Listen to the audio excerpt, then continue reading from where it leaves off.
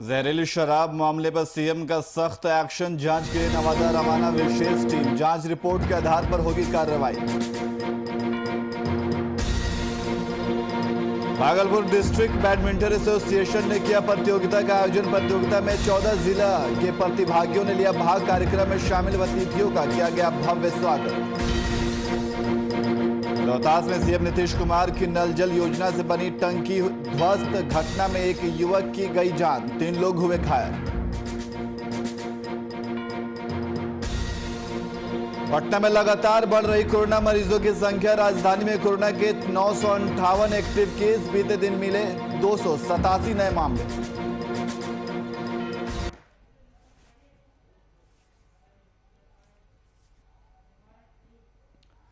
नमस्कार, मैं नियाज खान और आप देख रहे हैं वीआईपी न्यूज। अब सीधे रुख करते हैं खबरों की ओर। मौसम में बढ़ती गर्मी के साथ झारखंड में भी सियासत गर्म हो चुकी है। मधुपुर उपचुनाव को लेकर सत्ता पक्ष और विपक्ष दोनों ने अपनी कमर कस ली है। मधुपुर उपचुनाव में अपनी जीत सुनिश्चित करने के लिए दोनों ही पक्षों की बैठक, प्रेस कॉन्फ्रेंस और एक दूसरे पर आरोप प्रत्यारोप का सिलसिला लगातार जारी है। सूबे के मंत्री हाजी हुसैन अंसारी के निधन के बाद खाली पड़ा मधुपुर विधानसभा सीट राज्य के पक्ष और विपक्ष का नया टारगेट है। इस सीट पर अपनी जीत सुनिश्चित करना दोनों ही पक्षों के लिए आवश्यक है, तभी तो दोनों ही पक्षों ने इसके लिए एड़ी चोटी का दम लगा दिया है। इसी कड़ी में मधुपुर उपचुनाव की रणनीति तय करने के लिए मुख्यमंत्री आवास पर महागठबंधन के नेताओं के साथ एक अहम बैठक बुलाई गई। इस बैठक में मुख्य रूप से चुनाव तैयारियों को लेकर चर्चा की गई।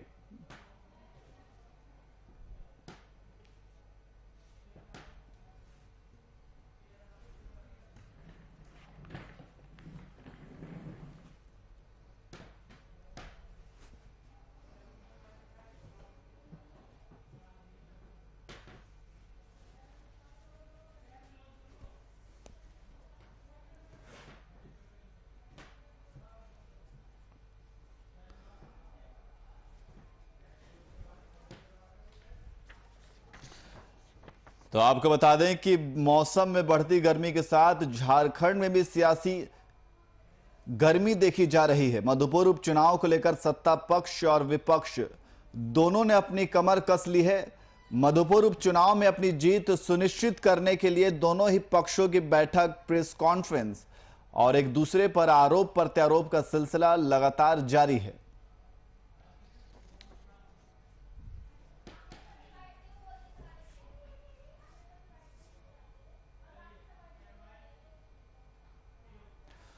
और इसी खबर पर अधिक जानकारी के लिए हमारे साथ रांची से शुभम कुमार हमारे साथ लाइव जुड़ गए हैं। शुभम, जिस तरीके से ये देखा जा रहा है कि मधुपुर उपचुनाव को लेकर के सियासी गर्मी जो है वह काफी तेज हो गई है और उसको लेकर के बैठक भी की जा रही है। बैठक में क्या कुछ बातें कही गई और किस तरीके की तैयारियां चल रही हैं?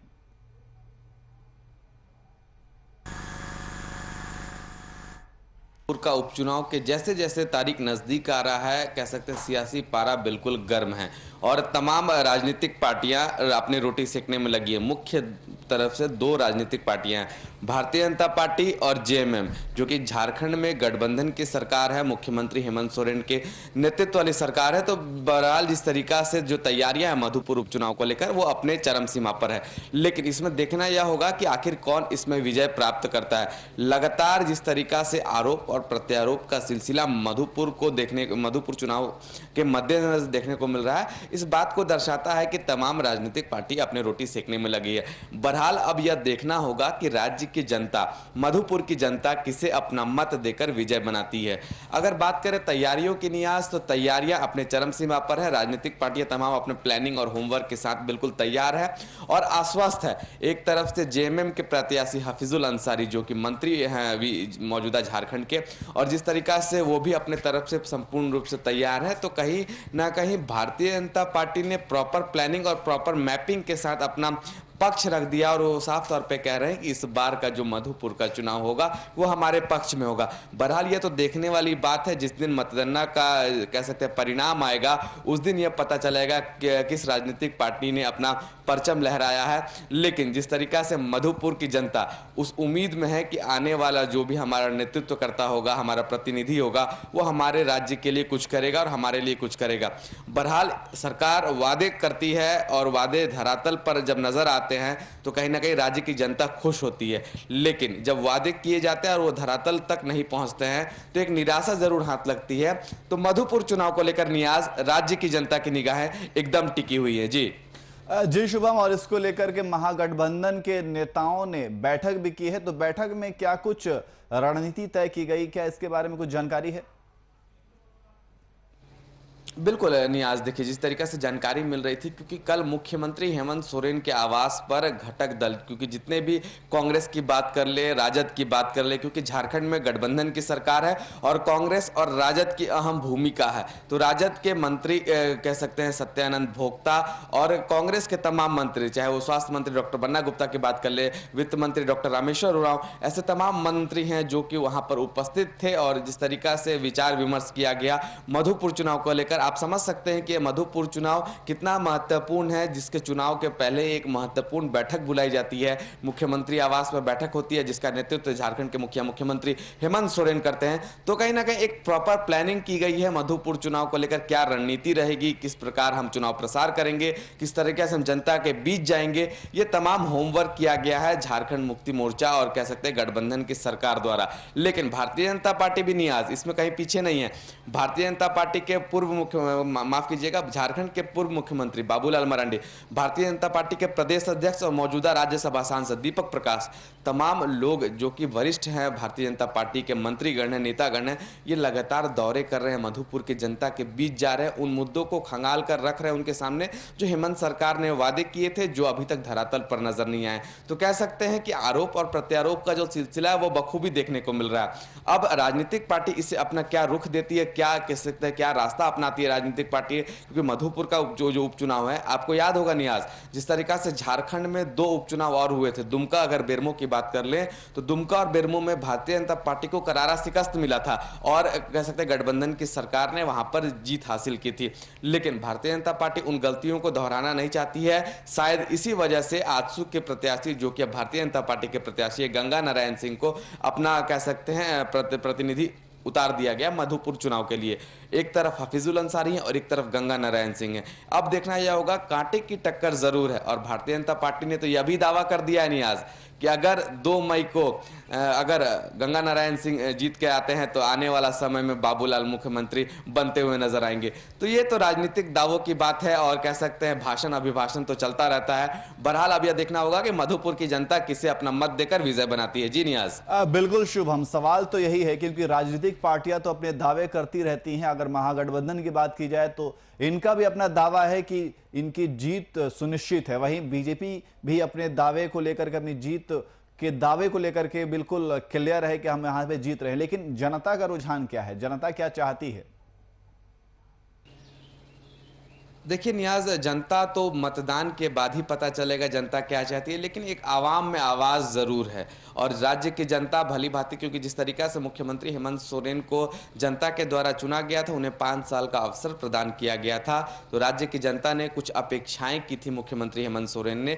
लेकिन जिस तरीका से झारखंड के मुख्यमंत्री हेमंत सोरेन ने वादे किए थे कि साल के पहले ही, सरकार बनने के पहले ही साल में 5 लाख युवाओं को रोजगार देंगे, तो वो कह सकते हैं विफलता की ओर चला गया। जब हमने सवाल किया था तो हमें आश्वासन के तौर पे यह मिला कि कोरोना काल के वजह से सरकार अपने काम में बाधाएं आई थी, जिस वजह से कामों को नहीं कर पाया गया। अब कोरोना काल के बाद जो स्थिति पटरी पर आई थी, तो अब एक और बात जोड़ना चाहूंगा नियाज, जिस तरीका से भारतीय जनता पार्टी उन्हीं मुद्दों को लेकर मधुपुर की जनता के बीच तो जा रही है, लेकिन यह बात देखने वाली होगी कि जिस तरीका से मुख्यमंत्री हेमंत सोरेन ने वादे किए थे कि झारखंड में रोजगार के सृजन को बढ़ाया जाएगा, औद्योगिक क्षेत्र को बढ़ावा दिया जाएगा।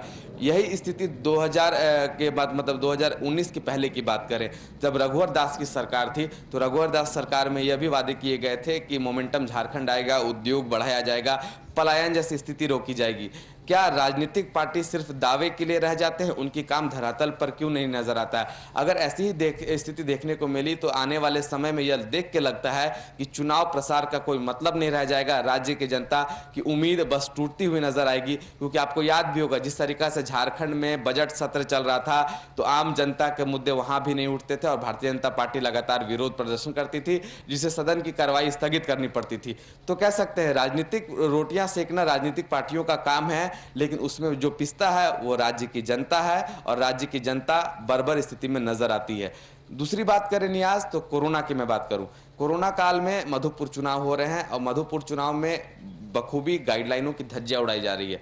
अब यह देखना होगा कि कोरोना का जो दूसरा स्ट्रेन है वो मधुपुर उपचुनाव पर कितना हावी होता है, क्योंकि होली के बाद जो आंकड़े सामने आए हैं वो कहीं ना कहीं चिंता का विषय तमाम राज्यों के और झारखंड में उसमें अछूता नहीं है। अब यह देखना होगा कि मधुपुर उपचुनाव में क्या अब सियासी गलियारों की बात छोड़कर क्या कोरोना भी चपेट में मधुपुर के आ सकता है? ऐसे तमाम सवाल है। अब सबकी निगाहें बस मधुपुर के उस तारीख पर पड़ी है जिस दिन मतदान होगा, और मतदान के बाद जो परिणाम आएगा उसके बाद कौन कह सकते जीत कर आएगा और कौन मधुपुर का प्रतिनिधित्व करते हुए नजर आएगा। जी बिल्कुल शुभम, जिस तरीके से मधुपुर उपचुनाव को लेकर के राजनीतिक पार्टियां एक दूसरे पे जिस तरीके से आरोप प्रत्यारोप लगा रही हैं और बीजेपी लगातार विकास के मुद्दे पर, रोजगार के मुद्दे पे हेमंत सरकार को घेरने की कोशिश कर रही है, तो वहीं दूसरी तरफ अगर बात करें तो हेमंत सरकार के लिए एक बहुत ही बड़ा चुनौती है उसे अपनी सीट को बरकरार रखने की, तो वहीं बीजेपी अपनी साख को बचाने की कोशिश करेगी। तो ऐसे में इन दोनों पार्टियों के लिए कितना चुनौतीपूर्ण ये सीट हो रहा है? देखिए नियाज, चुनौती तो बहुत महत्वपूर्ण है और चुनौती बहुत बड़ा भी है, क्योंकि जिस तरीका से बिना विधानसभा का सदस्यता लिए हुए हाजी हुसैन अंसारी के पुत्र हफीजुल अंसारी को मंत्री पद बना दिया गया और ये कह सकते हैं सिंपैथी वोट पाने की कोशिश जरूर की गई थी गठबंधन की सरकार के द्वारा, लेकिन भारतीय जनता पार्टी भी इसमें कहीं पीछे नजर नहीं आएगी, क्योंकि जिस तरीका से 2 उपचुनाव में करारा शिकस्त मिला था भारतीय जनता पार्टी को और भारतीय जनता पार्टी ने एड़ी और चोटी का जोड़ लगा दिया है कि इस बार का मधुपुर चुनाव होगा वो जीत कर रहेंगे। तो अब ये देखने वाली बात होगी आखिर उस सीट पर विजय किसकी होती है। आपने सही कहा, रोजगार हो, विकास हो, उन तमाम मुद्दों को लेकर भारतीय जनता पार्टी ने प्रॉपर प्लानिंग किया और हर एक पहलू पर एक पैनी नजर बनाए हुए हैं भारतीय जनता पार्टी कि कैसे हम हेमंत सरकार को घेरने का प्रयास करेंगे, कैसे हम मधुपुर की जनता तक अपनी आवाज पहुंचाएंगे। शायद इसी वजह से झारखंड के पूर्व मुख्यमंत्री, भाजपा के विधायक दल के नेता बाबूलाल मरांडी, राज्यसभा सांसद, मौजूदा कह सकते हैं प्रदेश अध्यक्ष भारतीय जनता पार्टी के दीपक प्रकाश, वो लगातार दौरे कर रहे हैं। होमगार्ड जवानों की बात कर ले, ऐसे तमाम मुद्दे उठाए जा रहे हैं कि झारखंड में जो विरोध के स्वर देखने को मिल रहे हैं वही स्वर को इस्तेमाल किया जा रहा है भारतीय जनता पार्टी के द्वारा और वही स्वर कहीं ना कहीं मधुपुर के चुनाव में देखने को मिल सकते हैं और एक तरफ कांटे की टक्कर तो जरूर नजर आ रही है। जी बीजेपी, जैसा कि आपने बताया कि 2 हार के बाद कुछ ना कुछ बीजेपी तो संभल करके चल रही है, तो इस बार क्या लगता है कि रोजगार का मुद्दा जो है बीजेपी के लिए कितना फायदेमंद साबित हो सकता है? बिल्कुल नियाज, क्योंकि देखिए जिस तरीका से आपको मैं बता दूं, पंचायत सचिव, जिला पुलिस अभ्यर्थी, होमगार्ड के जवान, ऐसे कई लोग हैं जो विधानसभा सत्र के संचालन के समय से ही धरना प्रदर्शन कर रहे थे और भारतीय जनता पार्टी का लगातार एक प्रतिनिधिमंडल उनसे जाकर मुलाकात कर रहा था, उनकी बातों को, क्योंकि जिस तरीका से एक और महत्वपूर्ण जानकारी दूं तमाम दर्शकों को, भारतीय जनता पार्टी के भाजपा के विधायक दल के नेता जिस तरीका से बाबूलाल मरांडी ने होमगार्ड जवानों को यह आश्वासन दिया था कि आपकी जो मांग है कि आपकी मांग बिहार के तर्ज पर की जाए, जो होमगार्ड को सुविधा मिलती है बिहार में उस तर्ज पर झारखंड में भी मिले। तो बाबूलाल मरांडी ने साफ तौर पे कहा जब हमारी सरकार होगी, जब भारतीय जनता पार्टी की सरकार होगी, आपको बिहार से हम ज्यादा देंगे। तो कह सकते हैं एक लुभावन का जो सिलसिला है वो राजनीतिक पार्टियों में बखूबी देखने को मिल रहा है। ये राज्य की जनता भी जानती है और राजनीतिक पार्टी में जितने मेहमान बैठे हैं वो भी जानते हैं। बहरहाल अब यह देखना होगा कि ये चीज धरातल पर कब न जाएंगी, सरकारें जाएंगी। बस सवाल यह है कि आम जनता आखिर कब तक शिकार होते हुए नजर आएगी, कब तक रोजगार के सृजनों को नहीं बढ़ाया जाएगा। और जिस तरीका से भारतीय जनता पार्टी रोजगार और विकास के मुद्दे पर हेमंत सरकार को शुरू से ही घेरने का प्रयास कर रही है। कानून व्यवस्था की भी इसमें एक बात है, कानून व्यवस्था जिस तरीका से झारखंड में आए दिन अपराध, दुष्कर्म के मामले बढ़ते रहते हैं, उसको भी कहीं ना कहीं भारतीय जनता पार्टी ने एक मौका बना लिया है और उसी को लेकर वो मधुपुर की जनता के बीच जा रही है और एक टाइम ऑफ चेंज लाने की मांग कर रही है जनता से कि आप अब हमें मौका देके देखिए, हाँ अगर हमें मौका मिलता है तो हम राज्य की स्थिति को पहले की तरह सुधार सकते हैं। जी जी शुभम, लेकिन जिस तरीके से अब चुनाव को लेकर के दोनों पार्टियां लगातार आरोप प्रत्यारोप लगा रही हैं एक दूसरे के ऊपर, लेकिन आखिर में इसका परिणाम क्या होने वाला है वो तो जनता तय करेगी। बिल्कुल, बहुत बहुत शुक्रिया शुभम तमाम जानकारी के लिए।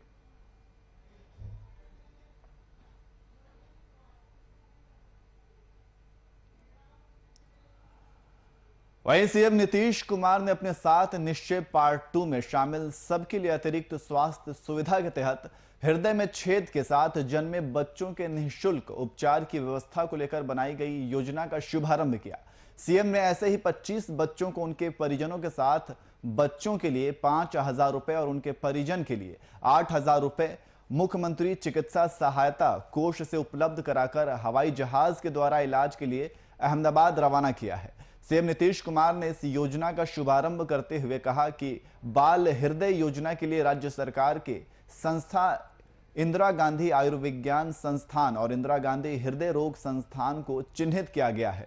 अस्पतालों में हृदय में छेद के साथ जन्मे बच्चों का मुफ्त में इलाज होगा। इसके अलावा राज्य के बाहर वैसे राष्ट्रीय स्तर के चैरिटेबल ट्रस्ट अस्पताल या फिर प्राइवेट अस्पताल जो कि बाल हृदय रोगों की मुफ्त में इलाज और सर्जरी की सुविधा उपलब्ध कराता है, वहां भी बिहार के बच्चों को भेजा जाएगा। 1 अप्रैल से इस काम को पूरा शुरू करा देंगे और इसके पहले ही पूरी जांच हुई। यहाँ पर बिहार में IGIC है और IGIMS है, ये दोनों जगह पर ये इंतजाम किया गया है जांच का, और इलाज के लिए भी आगे इसके लिए जो भी तैयारी है वो की जा रही है। और जो एक एग्रीमेंट हुआ हम लोगों का गुजरात में, एक जो अहमदाबाद के पास एक प्राइवेट अस्पताल है, तो उनके साथ बातचीत हो, ये मालूम हुआ कि उस अस्पताल के द्वारा देश के अनेक राज्यों के इस प्रकार के बच्चे बच्चियों वो मुफ्त में इलाज करते हैं। तो उनके साथ हम लोगों की भी बातचीत हुई और यहाँ पर एक एग्रीमेंट हुआ, उन लोगों ने इसको स्वीकार किया और आज उसी के बाद उन लोगों ने कुछ चिकित्सकों को और लोगों को भी भेजा।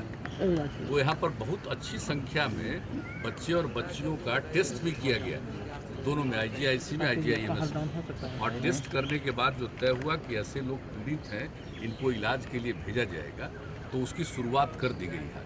आज ऐसा बताया गया कि आज 21 लोगों को इलाज के लिए भेजा जा रहा है और सरकार ने ये तय किया कि मुफ्त में इलाज, वहाँ अस्पताल में तो इलाज करेंगे मुफ्त में, लेकिन हम लोगों ने तय किया है कि इस तरह के जो पीड़ित लोग हैं उनके इलाज के लिए यहाँ भी जो इलाज किया जाएगा मुफ्त में होगा।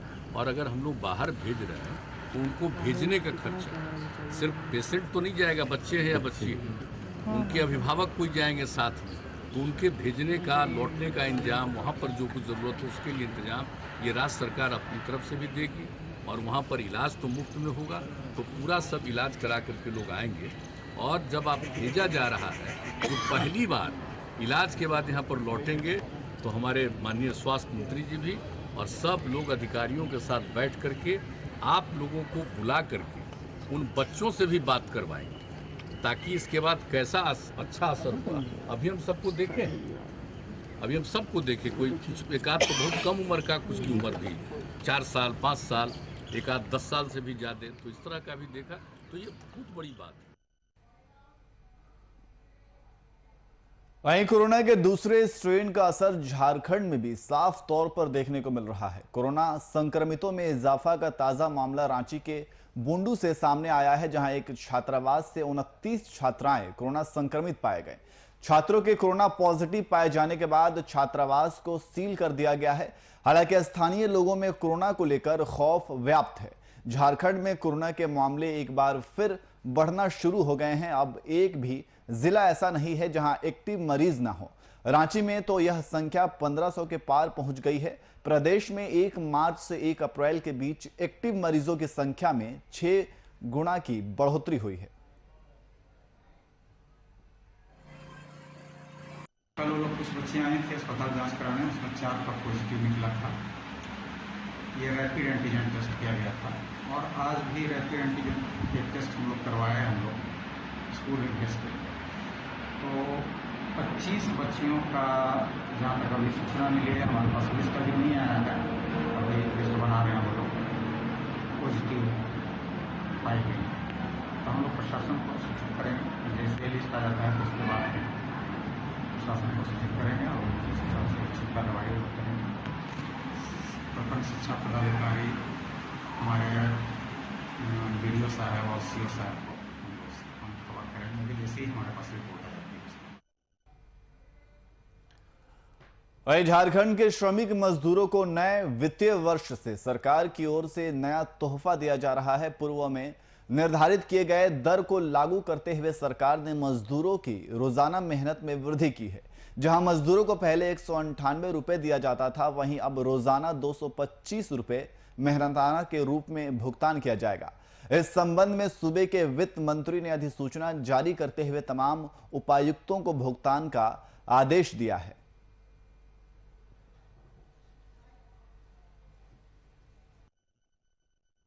देखिए, वर्तमान सरकार गरीबों की सरकार है, गांव की सरकार है। मनरेगा में कहाँ काम होता है? गांव में होता है। और कौन काम करते हैं? गरीब लोग करते हैं। तो हम लोग 31 रुपये बढ़ा दिए हैं ताकि इनको 225 रुपये मिले। भारत सरकार कितना देती है? 194। तो 31 रुपये बढ़ाने से उनको फ़ायदा होगा और फ़ायदा पूरा लोगों को होगा। झारखंड के जितने भी मनरेगा कर्मी होंगे सबको फ़ायदा होगा। वहीं झारखंड में कोरोना संक्रमण की रफ्तार तेज हो चुकी है। एक बार फिर से पूरे राज्य भर में संक्रमण फैलने का खतरा मंडराने लगा है। राज्य के स्वास्थ्य मंत्री बन्ना गुप्ता ने झारखंड के परिप्रेक्ष्य में संक्रमण का रफ्तार कम करने की बात कही है। साथ ही स्वास्थ्य मंत्री बन्ना गुप्ता ने लोगों से कोरोना के संबंध में सरकारी नियमों का पालन करने की अपील भी की है। हो रहा है कि हम देखिए, निश्चित तौर पर कोरोना का ये देश के बहुत सारे राज्यों में कोरोना का संकट आया है और इस संकट में राज्य हमारा जो है वो थोड़ा अभी भी सुरक्षित है, लेकिन फिर भी हम जो जांच के दायरे हैं उसको बढ़ा रहे हैं और जो थोड़ा सोशल डिस्टेंसिंग वगैरह है उसको भी कर रहे हैं। प्रयास हो रहा है कि हम कोरोना के संकट से मुक्ति के लिए जो भी भारत सरकार की गाइडलाइन है उस गाइडलाइन का अक्षरशः पालन करें और जो टीके वगैरह लगाने हैं उनकी व्यवस्था हो रही है। वहीं झारखंड में कोरोना संक्रमित मरीजों के आंकड़े में एक बार फिर से इजाफा देखने को मिल रहा है। विभिन्न जिलों में कोरोना के 690 नए संक्रमित मरीज मिले हैं। वहीं झारखंड की उप राजधानी दुमका में कोरोना से एक व्यक्ति की मौत हो गई है और साथ ही राज्य में एक्टिव केस का आंकड़ा बढ़कर 3880 पर पहुंच गया है। इसी बीच रिम्स में कोरोना जांच के लिए आए लोग सोशल डिस्टेंसिंग की धज्जियां उड़ाते दिखे और जांच के लिए आए लोगों ने कई बार ट्रॉमा सेंटर के बाहर हंगामा भी किया। लोग रिम्स की व्यवस्था को लेकर लगातार सवाल खड़े कर रहे हैं। कोरोना का कहर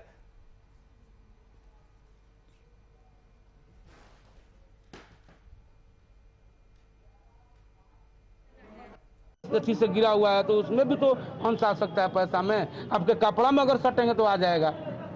जब ये वायरस जब चला है सर, तो ये तो कपड़ा में सटने से भी तो हो जा रहा है। देख हम कितना अलग से ड्यूटी कर रहे हैं। हम कोई आता भी है तो हम भगा देते हैं ना, भैया आप अलग रहिए, हमको जीने दीजिए, अभी समय है हमारा। लेकिन ये लोग फैला रहे हैं झारखंड में अपना।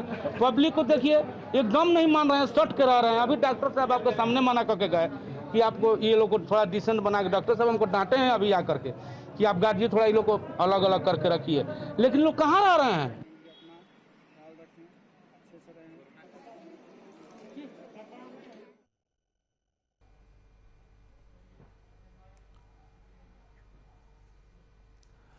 वहीं गिरिडीह शहर के अंबेडकर चौक पर जिला परिवहन पदाधिकारी रोहित कुमार द्वारा वाहन जांच अभियान चलाया गया। इस दौरान जिन वाहन चालकों के द्वारा मास्क नहीं लगाए गए थे उन्हें रोककर उनसे जुर्माना वसूला गया। इसके साथ साथ हेलमेट, ड्राइविंग लाइसेंस और वाहन के अन्य कागजातों की भी जांच की गई। मौके पर जिला परिवहन पदाधिकारी श्री कुमार ने कहा कि कोरोना जिस गति से बढ़ रहा है, जिससे निजात पाने के लिए मास्क लगाना अनिवार्य है।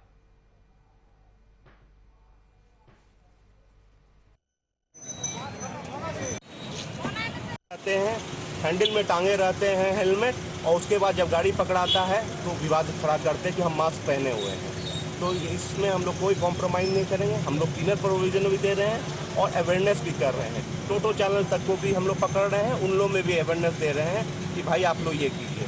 अगर सारे लोगों को हम लोग पकड़ना स्टार्ट करेंगे तो थोड़ा दिक्कत होगा, लेकिन हम लोग का अवेयरनेस भी है, पीनल प्रोविजन भी है, जिसको स्ट्रिक्टली कर रहे हैं। आज में किसी को नहीं हम लोग बख्श रहे हैं। ठीक है, नहीं वहीं पलामू में तालाब के सुंदरीकरण के नाम पर अतिक्रमण का मामला इन दिनों गहराया हुआ है। तालाब पर हो रहे अतिक्रमण को लेकर सभी मछुआरों ने इंटक के राष्ट्रीय अध्यक्ष सह पूर्व मंत्री के.एन. त्रिपाठी से मुलाकात कर न्याय की गुहार लगाई है। जहां पूर्व मंत्री के.एन. त्रिपाठी ने रेड़मा के अपने आवास पर प्रेस वार्ता कर बताया कि भारतीय जनता पार्टी के विधायक और मेयर ने पिछड़ी जाति के लोगों को दबाने का काम कर रही है और इनके द्वारा बड़ा तालाब का अतिक्रमण किया गया है। बता दें कि तालाब में लगभग 2000 मछुआरों के परिवारों का जीविकापार्जन चलता है। यह बड़ा तालाब 8 एकड़ 49 डिसमिल जमीन पर अतिक्रमण किया गया है। भारतीय जनता पार्टी के विधायक, मेयर, ये सब पिछड़ी जाति के लोगों को दबाने, लूटने में लगे हुए हैं। अब यहाँ देखिए 2000 लोगों की जीविका चलती है इन तालाब से, और ये खुद मेयर है और उसमें विधायक है। ये दोनों मिल करके तालाब का जमीन अतिक्रमण करके कब नक्शा पास कराया, क्या किया और कब बंदोबस्त करा दिया, तालाब के जमीन में बिल्डिंग बना रहा है। तालाब का 8 एकड़ 49 डिसमिल जमीन बंदोबस्त है वहाँ के लोगों के लिए। दिनों दिन तालाब सिकुड़ता जा रहा है और ये लोग उस पे बिल्डिंग पर बिल्डिंग खड़ा करते जा रहा है।